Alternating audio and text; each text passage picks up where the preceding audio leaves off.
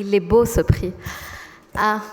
Monsieur le Président de la République, Monsieur le Président Jacques Chirac, Messieurs les ambassadeurs, Messieurs les ministres, honorables invités, ma chère famille, je me tiens aujourd'hui devant vous après avoir vu cette vidéo où je voyais mes collègues sillonnant l'Assemblée. Hier était la dernière journée de l'Assemblée constituante tunisienne. C'était un grand moment pour nous, surtout vu le résultat de cette Assemblée, la première réelle constitution démocratique du monde arabe.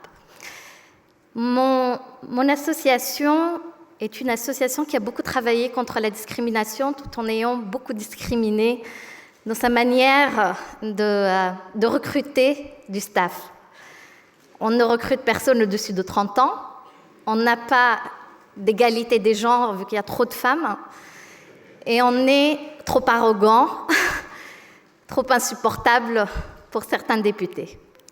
Pendant 3 ans, nous avons eu comme credo d'être là-bas dans l'Assemblée avant les députés et de partir après eux. Nous avons suivi chaque mot, chaque virgule, chaque bataille, chaque engueulade et chaque larme qui a eu lieu dans cette Assemblée. Ma fierté personnelle a été la passation et le vote pour l'article pour la parité et l'égalité des genres, un article révolutionnaire qui fait qu'aujourd'hui, la nouvelle Assemblée tunisienne a 31% de députés femmes, chose qui, même en Europe, malheureusement, on n'en voit pas.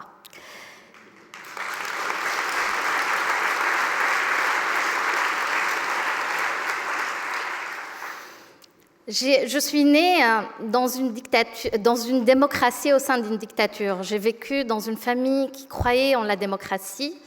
Et puis je suis partie. Je suis venue ici en France où j'ai appris quelle était vraiment la démocratie. C'était quoi un parlement?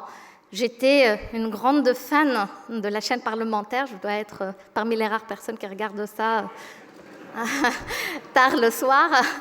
Mais j'ai été impressionnée par ce débat démocratique, par la passation de pouvoir, par le respect de l'opposition, par la vraie gouvernance. C'est ici que j'ai tout appris, mais c'est aussi que j'ai appris ce que voulait dire la société civile. La France est un des pays les plus extraordinaires en matière de société civile. Clowns sans frontières, on est un excellent exemple. Tous les sans frontières, Reporters sans frontières, Médecins sans frontières, Avocats sans frontières, sont des exemples incroyables qui m'ont énormément inspirée. Je me suis engagée ici avec une association à laquelle je voudrais rendre hommage, qui s'appelle l'Association des paralysés de France. Pendant plusieurs années, j'ai été, et je suis désolée de le dire devant 2 présidents, mais j'ai été une immigrée illégale, où je ne pouvais pas réellement m'engager auprès d'institutions. Et j'ai envoyé ce mail dont je me rappellerai toujours, disant à l'Association de paralysés sans frontières que j'étais prête même à mettre les timbres sur les petites enveloppes pour envoyer les lettres à leurs adhérents. Et c'est là où j'ai connu le vrai activisme, ici, dans un pays démocratique. Comment la société civile peut devenir une société civile, non pas qui veut détruire un gouvernement, ce qui était mon cas avec le gouvernement Ben Ali en Tunisie, la dictature, mais aussi comment la société civile peut être un réel pouvoir de construction, comment la société civile peut être une société civile d'intérêt national, chose qui existe ici même dans la loi. Et donc, après la chute du gouvernement, je suis rentrée chez moi, en Tunisie. Et j'ai essayé, avec tout ce que je pouvais, de montrer un peu de tout ce que j'ai appris ici en matière de démocratie, de liberté, de droit à la différence, du droit à l'opposition. Et je me suis engagée auprès de ces députés que vous voyez là. J'aime tous ces députés-là, tous, sans exception. Je les aime parce qu'ils ont été porteurs d'un grand challenge, qui était comment les convaincre vu que le vote était libre. Et oui, c'était difficile. Comment convaincre un député qui est arrivé à l'Assemblée pour inscrire, je ne sais pas, le mot charia, par exemple, dans la Constitution, à voter pour l'égalité des genres? Comment convaincre ce même député que la liberté de conscience était quelque chose de fondamental? Comment convaincre ce député, pendant qu'il vote, qu'il ne vote pas pour une constitution tunisienne, mais qu'il vote pour une constitution du monde arabe? Que tout le monde, tous ces pays qui étaient à côté de nous, nous regardaient en ayant énormément d'espoir, parce qu'on a été le seul espoir, et malheureusement on l'est toujours. Il n'y a que nous qui réussissons dans une région où le chaos règne. Cette région, le monde arabe, est une région difficile, et les plusieurs ministres des Affaires étrangères ici en témoignent. Mais la Tunisie, par son espoir, par le fait d'oser, a réussi à répondre à une question dont la réponse n'était pas si évidente que ça. Les droits de l'homme, c'est un concept universel.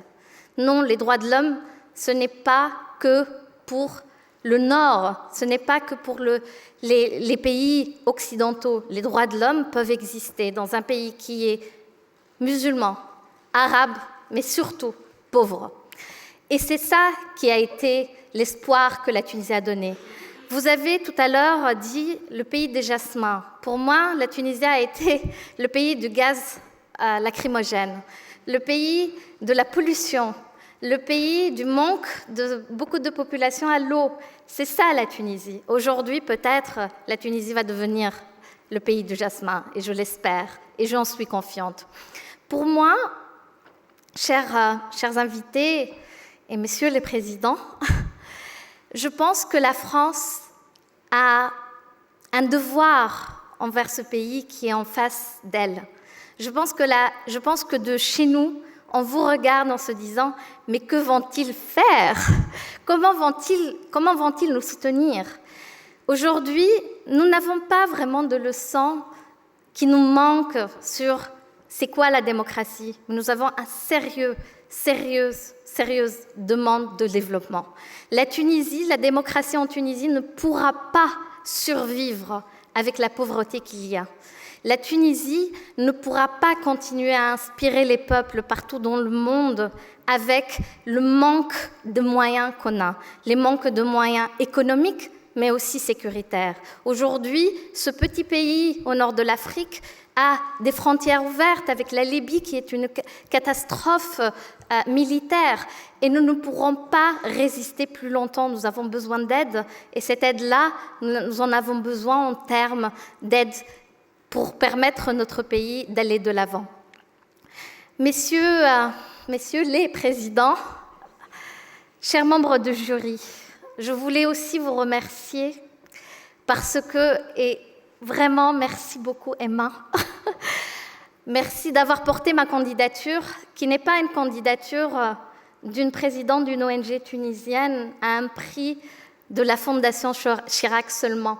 C'est un prix qui est de la France pour la Tunisie. C'est comme ça que c'est compris, c'est comme ça que c'est senti par mes concitoyens. Ce prix-là ne m'est pas attribué, il est attribué à tout ce que je représente. Un pays qui est ouvert vers le monde, qui va avancer, qui avancera et qui continuera à inspirer le monde entier. Merci.